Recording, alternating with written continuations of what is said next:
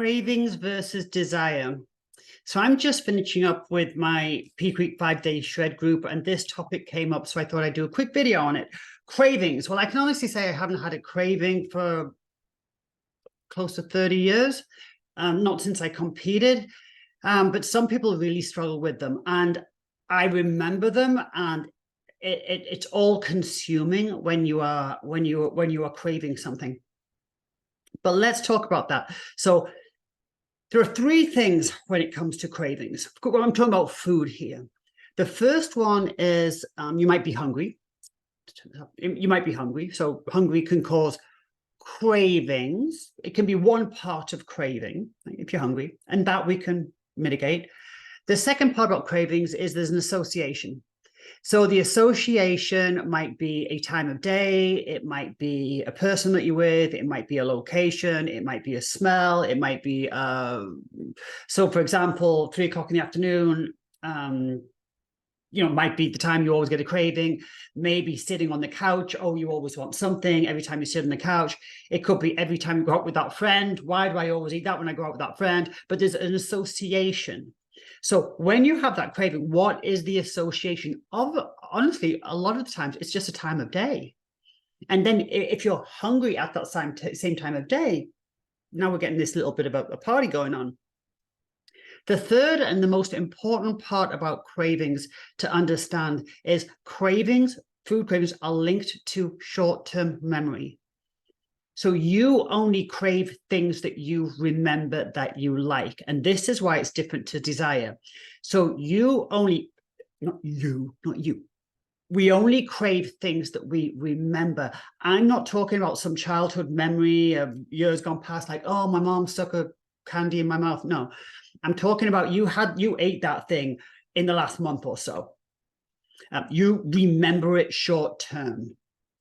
And the mistake there is when people really have a craving for something, they will try and eat just less of it and move ahead, and it just doesn't work that way. So like, oh gosh, I just need one piece. I hear this all the time. I just need one piece of chocolate a day and I'm good. Like, well, if that's the thing that's holding you back, every time you have even a little bit, or somebody say, I just had a taste of ice cream. I don't even know what that is. But okay, but if that's the craving that you have, you've got to get that out of your short-term memory, because it just keeps tripping you up. And having a little bit of it doesn't help. It doesn't, oh, it hit the spot. It doesn't. It keeps the craving going.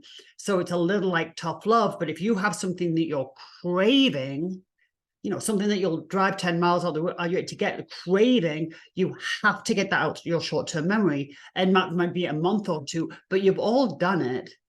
And when you get to the other side of it, you're like, man, I can't believe I was so hooked on that. Man, I used to do that every day.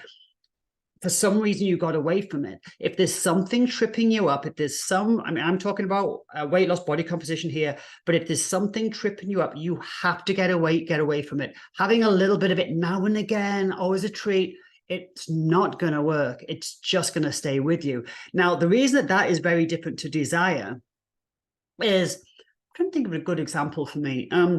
But something that you really like, oh my gosh, every time I go to that restaurant, I just have to get the fill in the blank. That's desire. That could be you haven't had that for 5 years, but oh my gosh, that restaurant has the best.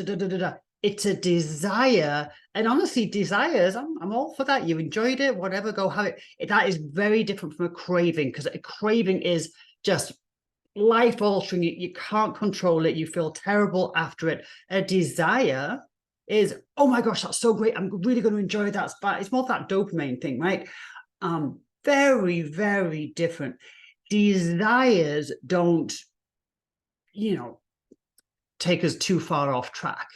Cravings do. And for some people who on a daily basis, they are fighting cravings, that is just a real uphill battle. And my advice is you have to cut that thing off. I mean, it's got to be gone. Not like, oh, I'll stop it for a month, or I'll stop it for September. No, it's got to be gone. If it's been tripping you up and it's always the thing that keeps tripping you up, it has to be gone. And just trust that after a few months, you won't even be able to believe that that's what you were hooked on in the first place. Desire, however, is very different.